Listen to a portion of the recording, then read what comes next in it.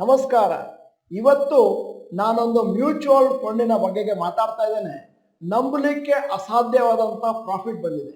Title: ಈ mutual ಫಂಡ್ನಲ್ಲಿ 10,000 SIP, ಇಂದು 25 ಕೋಟಿ. ನಾನು ಡಾಕ್ಟರ್ ಭರತ್ ಚಂದ್ರ. ವಿಡಿಯೋಗಳ ಉದ್ದೇಶ ಕನ್ನಡಿಗರ ಫೈನಾನ್ಷಿಯಲ್ ಎಜುಕೇಶನ್. ಭಾರತದ ಚರಿತ್ರೆಯಲ್ಲಿ ಒಂದು ಮ್ಯೂಚುವಲ್ ಫಂಡ್ ಒಂದು ದಾಖಲೆಯನ್ನು ಬರೆಯಿತು. ಅದರ NAV ಒಂದು ಯೂನಿಟ್ಗೆ 4,000 ರೂಪಾಯಿ ಕ್ರಾಸ್ ಆಯಿತು. ಮತ್ತೆ ಆ ಮ್ಯೂಚುವಲ್ ಫಂಡಿನ ಹೆಸರು Nippon India growth fund growth. Start ಆಗಿದ್ದು ಅಕ್ಟೋಬರ್ 1995. NAV 10 ರೂಪಾಯಿ ಇತ್ತು ಅವಾಗ. ಮೊದಲು ಅದನ್ನ Reliance growth fund growth option ಅಂತ ಕರೀತಾ ಇದ್ರು ಅನಿಲ್ ಅಂಬಾನಿ ಅವರು ಇಟ್ಟಿಗಿದ್ದಾಗ. ಅದಾದ್ಮೇಲೆ ಅದನ್ನು ಅವ್ರು ಸೇಲ್ ಮಾಡಿಕೊಂಡ್ರು Nippon group Japanese financial services ಕಂಪನಿಗೆ. ನಿಪ್ಪಾನ್ ಇಂಡಿಯಾ ಗ್ರೋತ್ ಫಂಡ್ ನ ಪ್ರಯಾಣವನ್ನು ನೋಡಿದ್ರೆ ಆಶ್ಚರ್ಯ ಆಗೋಗುತ್ತೆ. Fantastic, inspirational. ಈಗ ಅದರ ಸಂಪೂರ್ಣ ಡೀಟೇಲ್ಸ್ ನಿಮ್ಮ ಮುಂದೆ ಇಡ್ತಾ ಇದ್ದೇನೆ. ಯಾಕಂದ್ರೆ ಮ್ಯೂಚುವಲ್ ಫಂಡ್ ಅಲ್ಲಿ ಜಾಸ್ತಿ ಲಾಭ ಇಲ್ಲ ಅನ್ನುವಂಥದ್ದು ಸಾಮಾನ್ಯವಾಗಿ ನಾವು ಹೇಳುವ ವಿಚಾರ. ಈ mutual fund totally exceptional. Nippon India growth fund growth type of fund mid cap fund. Start ಆಗಬೇಕಾದ್ರೆ ಲಾರ್ಜ್ ಕ್ಯಾಪ್ ಫಂಡ್ ಆಗಿತ್ತು. Current AUM assets under management 30,839 ಕೋಟಿ ವರ್ತಿದೆ. ಲಾಂಚ್ ಡೇಟ್ 8ನೇ ತಾರೀಕು ಅಕ್ಟೋಬರ್ 1995. ಇವತ್ತಿನ NAV 3,973, 18ನೇ ತಾರೀಕು ಜುಲೈ. ಇದು ಭಾರತದಲ್ಲಿರುವಂತ third largest scheme in mid cap category based on assets managed. Nippon India growth fund returns ಒಂದು ವರ್ಷಕ್ಕೆ approximate returns per annum 57.84, category average 53.39%.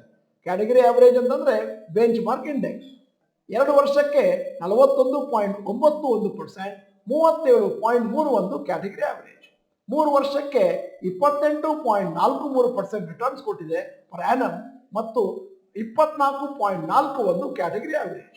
5 ವರ್ಷಕ್ಕೆ 29.43%, category average 27.15%. 10 ವರ್ಷಕ್ಕೆ approximate returns per annum 19.66%, category average 18.95%. ನೀವು inception ಇಂದ ಅಂತಂದ್ರೆ ಈ mutual fund start ಆಗಿನಿಂದ ಲೆಕ್ಕ ತಗೊಂಡ್ರೆ approximate returns per annum 23.1%, category average 23.02%. ಯಾವುದಾದ್ರೂ ಮ್ಯೂಚುವಲ್ ಫಂಡ್ ಅಲ್ಲಿ ಇಷ್ಟು ಲಾಂಗ್ ಹಿಸ್ಟ್ರಿಯಲ್ಲಿ 1995ನೇ ಇಸ್ವಿಯಿಂದ ಆವರೇಜ್ ಪ್ರತಿ ವರ್ಷ 23.1% ಕೊಟ್ಟಿದೆ ಅಂತಂದ್ರೆ ಆಶ್ಚರ್ಯ ಆಗುತ್ತೆ, ನಂಬಲಿಕ್ಕೂ ಕೂಡ ಆಗೋದಿಲ್ಲ.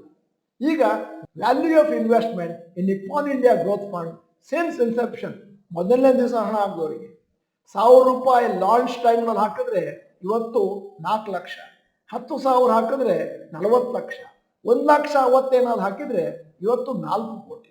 ಅಕಸ್ಮಾತ್ ನೀವು ನಿಪ್ಪಾನ್ ಇಂಡಿಯಾ ಗ್ರೋತ್ ಫಂಡ್ ನಲ್ಲಿ ಸಿನ್ಸ್ ಇನ್ಸೆಪ್ಷನ್ ಪ್ರತಿ ತಿಂಗಳು 1,000 ರೂಪಾಯಿನ SIP ಮಾಡ್ಕೊಂಡ್ ಬರ್ತೀನಿ ಅಂತಂದ್ರೆ ಇವತ್ತು 2.55 crores ಆಗ್ತಿತ್ತು. ಮತ್ತು 10,000 ರೂಪಾಯಿಯನ್ನು ನೀವು SIP ಮಾಡ್ಕೊಂಡ್ ಬಂದಿದ್ದೀರಿ ಅಂತಂದ್ರೆ ಇವತ್ತು 25.58 crores ಆಗ್ತಾ ಇತ್ತು. ನಿಪ್ಪಾನ್ ಇಂಡಿಯಾ ಗ್ರೋತ್ ಫಂಡ್ ಗ್ರೋತಿನ more details: number of stocks held in the scheme 95, holdings in large cap stocks 13.47%, holdings in mid cap stocks 50.34%, holdings in small cap stocks 11.27%, total invested in stock market 98.5%. ಅಂದರೆ ಇದೊಂದು predominantly mid cap fund.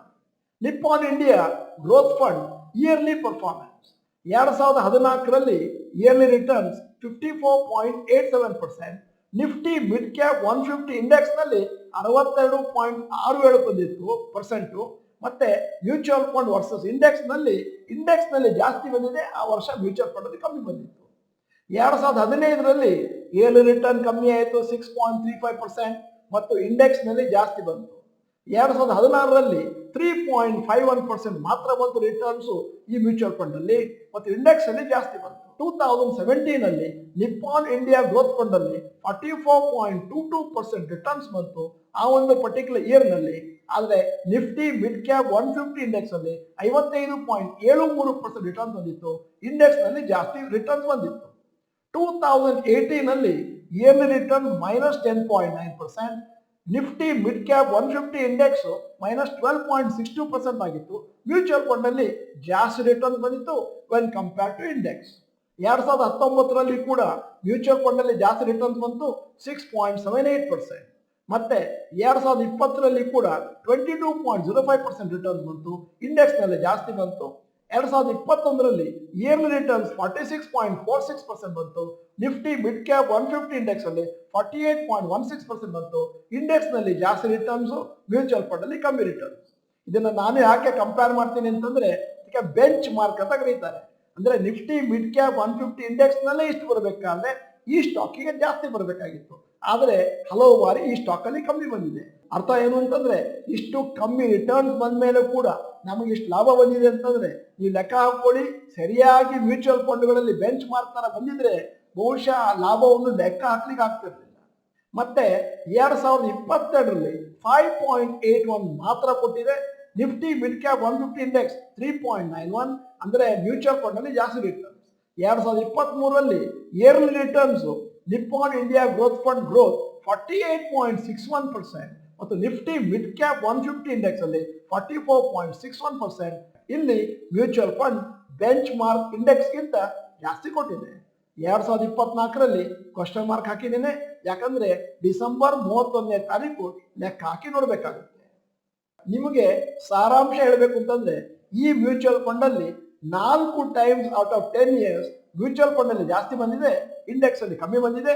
6 time index ಅಲ್ಲಿ ಜಾಸ್ತಿ ಬಂದಿದೆ ಮತ್ತು mutual fund ಅಲ್ಲಿ ಕಮ್ಮಿ ಬಂದಿದೆ. Nippon India growth fund ಅಲ್ಲಿರುವಂತ ಟಾಪ್ ಕಂಪನಿಗಳು: power finance corporation 3.3%, Cholamandalam finance holding 2.89%, Supreme Industries 2.33%, Prestige Estates 2.29%, Persistent Systems 2.2%, Voltas limited 2.2%, Federal Bank 2.13%, Fortis health care 2.03%, Varun Beverages 2.01%, NTPC 1.86%, Samvardhana Motherson 1.85%, Bharat Forge 1.84%. ಈ ಮ್ಯೂಚುವಲ್ ಫಂಡ್ ಲಾಂಗ್ ಟರ್ಮ್ ನಲ್ಲಿ ನಂಬಲಿಕ್ಕೆ ಅಸಾಧ್ಯವಾದಂತಹ returns ಅನ್ನು ಕೊಟ್ಟಿದೆ. ಆದರೆ ಎಲ್ಲರಿಗೂ ತಿಳಿದಿಲ್ಲದ ವಿಚಾರ ಏನು ಅಂತಂದ್ರೆ ನೀವು ಮ್ಯೂಚುವಲ್ ಫಂಡ್ ಅನ್ನ ವರ್ಷ ನೋಡ್ಕೊಂಡು ಹೋದ್ರೆ ಬೇಕಾದಷ್ಟು ಅಪ್ಸ್ ಅಂಡ್ ಡೌನ್ಸ್ ಇತ್ತು, ಮಧ್ಯದಲ್ಲಿ ನೆಗೆಟಿವ್ ಕೂಡ ಇತ್ತು, ಕೆಲವು ವರ್ಷ ಭಾರಿ ರಿಟರ್ನ್ಸ್ ಇತ್ತು. ಅದರಿಂದಾಗಿ ಫೈನಲಿ ಒಂದು ಒಳ್ಳೆ ಆವರೇಜ್ ಬಂದಿದೆ. ಅಕಸ್ಮಾತ್ ನೀವೇನಾದ್ರೂ 1 ವರ್ಷ 2 ವರ್ಷ ಲಾಸ್ ಆಗಿದೆ ಅಂತ ಮ್ಯೂಚುವಲ್ ಫಂಡ್ ಅನ್ನ ಮಾರ್ಕೊಂಡ್ರೆ ಆವರೇಜ್ ಆಗಿ ಬಂದಂತ ರಿಟರ್ನ್ಸ್ ನಿಮ್ಮ ಕೈ ತಪ್ಪಿ ಹೋಗ್ತಾ ಇತ್ತು. ಈ ತರದ ಮ್ಯೂಚುವಲ್ ಫಂಡ್ಗಳಲ್ಲಿ ಲಾಭವನ್ನು ಪಡೆಯುವವರ ಸಂಖ್ಯೆ ಅತಿ ಕಡಿಮೆ ಅಂತ ನನ್ನ ಅಭಿಪ್ರಾಯ. ಯಾಕಂತಂದ್ರೆ 20-30 ವರ್ಷ ಯಾರೂ ಕೂಡ ಇಂತಹ ಮ್ಯೂಚುವಲ್ ಫಂಡ್ಗಳನ್ನು ಅಥವಾ ಶೇರುಗಳನ್ನು ಇಟ್ಕೊಳ್ಳೋದಿಲ್ಲ. ಯಾಕಂತಂದ್ರೆ ಮಧ್ಯದಲ್ಲಿ ಪರ್ಫಾರ್ಮೆನ್ಸ್ ಕಮ್ಮಿ ಆದಾಗ ಬೇಸರ ಪಟ್ಟು ಮಾರ್ಕೊಳ್ತಾರೆ, ಮುಂದೆ ಲಾಭ ಬಂದಾಗ ಬೇಜಾರು ಮಾಡ್ಕೊಳ್ತಾರೆ. ಇವತ್ತಿನ ಈ ಮ್ಯೂಚುವಲ್ ಫಂಡ್ ಬಗೆಗಿನ ವಿಡಿಯೋದ ಸಾರಾಂಶವನ್ನು ನಿಮ್ಮ ಮುಂದೆ ಇಡ್ತಾ ಇದ್ದೇನೆ. ಯಾರಾದ್ರೂ ಸ್ಮಾರ್ಟ್ ಆಗಿದ್ದಾರೆ, ಲಕ್ಕಿ ಆಗಿದ್ದಾರೆ, ಒಂದು ಒಳ್ಳೆಯ ಮ್ಯೂಚುವಲ್ ಫಂಡ್ ಅನ್ನು ಸೆಲೆಕ್ಟ್ ಮಾಡಿ ಅದರಲ್ಲಿ ನಾನು ಕಂಟಿನ್ಯೂಸ್ ಆಗಿ ಇನ್ವೆಸ್ಟ್ ಮಾಡ್ಕೊಂಡು ಹೋಗ್ತೀನಿ ಅಂತಂದ್ರೆ ಒಳ್ಳೆಯ ಲಾಭ ಇದೆ. ಆದರೆ ಪ್ರಶ್ನೆ ಏನು ಅಂತಂದ್ರೆ ನಿಮ್ಮ ಮೈಂಡ್ ಸೆಟ್, ಡಿಸಿಪ್ಲಿನ್ ಮತ್ತು ಪೇಷನ್ಸ್ ಚೆನ್ನಾಗಿದೆಯಾ?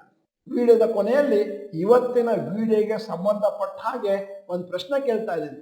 ಯಾವುದಾದ್ರೂ ಮ್ಯೂಚುವಲ್ ಫಂಡ್ ಅಥವಾ ಸ್ಟಾಕ್ ನಲ್ಲಿ ಒಂದು 3-5 ವರ್ಷ ಒಳ್ಳೆಯ ಪರ್ಫಾರ್ಮೆನ್ಸ್ ಇಲ್ಲ ಅಂತ ಅಂದ್ರೆ ಮತ್ತು ಫಂಡಮೆಂಟಲ್ ಚೆನ್ನಾಗಿದೆ ಅಂತಂದ್ರೆ ಅದನ್ನು ಕಂಟಿನ್ಯೂ ಮಾಡುವಂತ ಮೆಂಟಲ್ ಸ್ಟ್ರೆಂತ್ ನಿಮ್ಮಲ್ಲಿದೆಯಾ? ಎಸ್ ಅಥವಾ ನೋ ಅಂತ ಟೈಪ್ ಮಾಡಿ. ನೀವು ಡಾಕ್ಟರ್ ಭರತ್ ಚಂದ್ರ ಇನ್ಸ್ಟಿಟ್ಯೂಟ್ ಕನ್ನಡ ಚಾನೆಲ್ ಮೆಂಬರ್ ಅಲ್ಲ ಅಂತಂದ್ರೆ ಇದೀಗ ಸಮಯ. ಸಬ್ಸ್ಕ್ರಿಪ್ಷನ್ ಬಟನ್, ಬೆಲ್ ಐಕಾನ್ ಒತ್ತಿ.